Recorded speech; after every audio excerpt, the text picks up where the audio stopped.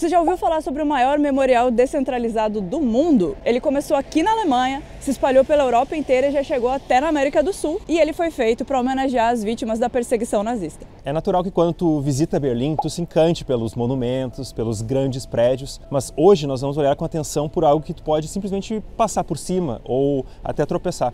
Nós vamos falar das Stolpersteine, que são as Pedras do Tropeço. É o maior monumento descentralizado do mundo e relembra as vítimas do nazismo. O dia do lançamento desse vídeo, 27 de janeiro, marca o Dia Internacional da Memória das Vítimas do Holocausto, e essa data foi escolhida porque ela é o dia da liberação do campo de Auschwitz-Birkenau, que era o maior campo de concentração e extermínio aqui na Europa durante o regime nazista.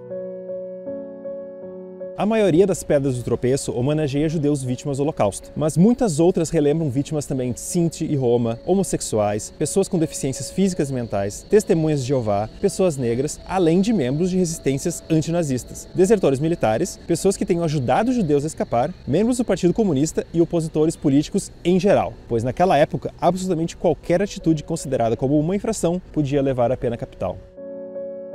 Cada Stolperstein é um bloco de concreto medindo 10 por 10 centímetros, com uma placa de latão que possui um design bem definido, com o nome da pessoa homenageada em destaque e o máximo de detalhes encontrados sobre ela, como por exemplo a data de nascimento, o ano e o local para onde ela foi deportada e informações sobre o destino da vítima. Uma das intenções das Pedras do Tropeço é recuperar os nomes e as histórias das vítimas do nazismo, pois elas foram reduzidas a simples números nos campos de concentração.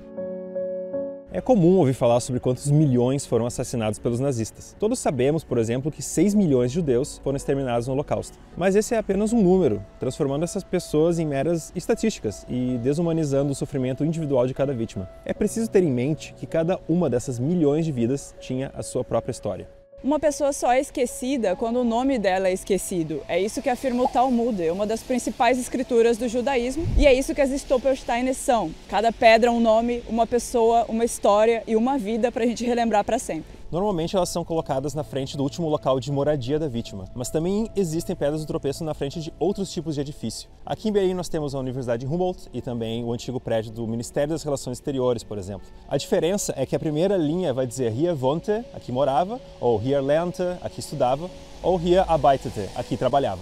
Então, com as Pedras do Tropeço, a gente consegue saber onde as vítimas do regime nazista trabalhavam, estudavam, moravam, e a gente pode perceber que são nos mesmos lugares que hoje a gente trabalha, mora e estuda. Essas pedras definitivamente não são únicas de Berlim. Se você já explorou outras cidades alemãs e mesmo diferentes países pela Europa, é possível que você já tenha visto uma delas. A primeira Stolperstein foi instalada em Colônia pelo artista berlinense Günter Demnig, no dia 16 de dezembro de 1992. E desde esse dia, Günter se dedicou ao projeto com afinco, e hoje o número de pedras espalhadas pela Europa passa de 100 mil, sendo que quase 10 mil são apenas em Berlim. Mesmo sendo apenas uma pequena fração do total de vítimas do regime nazista, que perdurou de 1933 até 1945, o projeto é um grande sucesso e sua grandiosidade hoje surpreende até o autor, que disse que inicialmente havia pensado em talvez 1000 pedras, e isso já parecia um objetivo muito ousado para ele. Além de mais de 1000 cidades da Alemanha, as pedras também já foram instaladas em mais de 20 países europeus, como a Áustria, Polônia, Romênia, Espanha e Grécia, por exemplo. E o Günter tenta instalar a maioria com suas próprias mãos, continuando firme em sua obra, mesmo já tendo quase 80 anos de idade. Em 2023, a pedra de número 100 mil foi instalada em Nuremberg, e a gente foi lá ver. E aqui a gente tem ela na minha frente.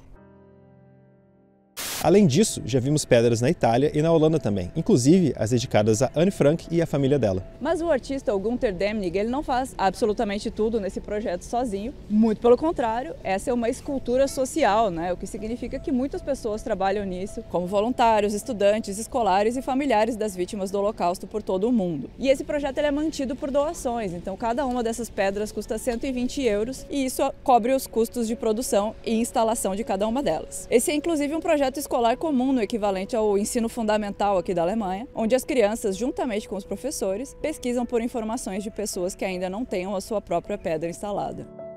Existem centenas de voluntários que ajudam a pesquisar locais e qualquer um pode sugerir uma locação nova, desde que obtenha as informações corretas. A organização pede que sejam informados o nome completo, o ano de nascimento, a data em que a pessoa foi presa, o local que ela foi enviada, o ano que aconteceu isso e a data exata do assassinato. Tudo confirmado através de instituições, grupos e associações ligadas às vítimas. Claro que um projeto tão grande não existe sem críticas, com a maior delas vinda de Munique, com a presidente da Associação Judaica da cidade, Charlotte Knobloch, sendo contra o conceito da obra. Ela acredita que colocar as pedras no chão para serem pisadas é desrespeitoso e que aceitaria instalações feitas ao nível dos olhos, sugerindo as paredes dos prédios envolvidos no projeto. O artista discorda da posição da presidente e ele falou que quem se curva para ler a inscrição na pedra está se curvando diante das vítimas, com uma renovada reverência diária a essas vidas cortadas abruptamente por um regime violento e opressor. Mas por conta dessa controvérsia, em Munique você não vai ver as pedras em prédios públicos da cidade, mas elas existem em propriedades privadas e exposições temporárias.